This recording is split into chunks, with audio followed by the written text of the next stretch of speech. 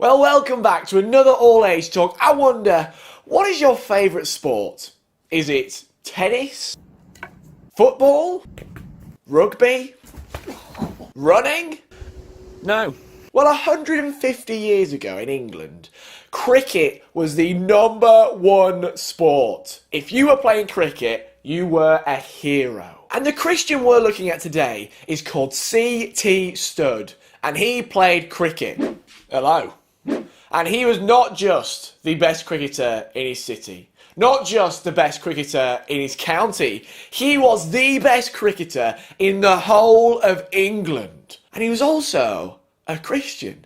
He was Jesus' friend. But sometimes he was so busy playing cricket and being rich and being famous that he forgot about Jesus. He neglected his friendship with Jesus. But it was one day when C.T. Studd's brother nearly died that C.T. Studd realised that his brother wouldn't be around forever, that cricket won't last forever, that being rich won't last forever, that being famous won't last forever. But he realised one thing would last forever, and that's his friendship with Jesus.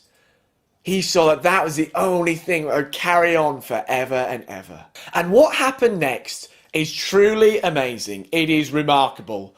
Because C.T. Studd gave up cricket. And he gave up being famous. And he gave away his money and moved to China to tell people about Jesus. Because he realised, look, knowing Jesus is the only thing that will last forever, and this is what people truly need. More than cricket, they need to know Jesus. But in China, C.T. Studd got very ill. And he had to come back to England. And you'd think, alright, he's going to stay in England now for a bit, but no. C.T. Studd got better and then moved to India to tell people about Jesus there. But then C.T. Studd fell ill again in India this time and had to come back to England. And so now you would be thinking, right, you are staying in England. Do you think he did? No. He got better and then moved to Africa to tell even more people about Jesus.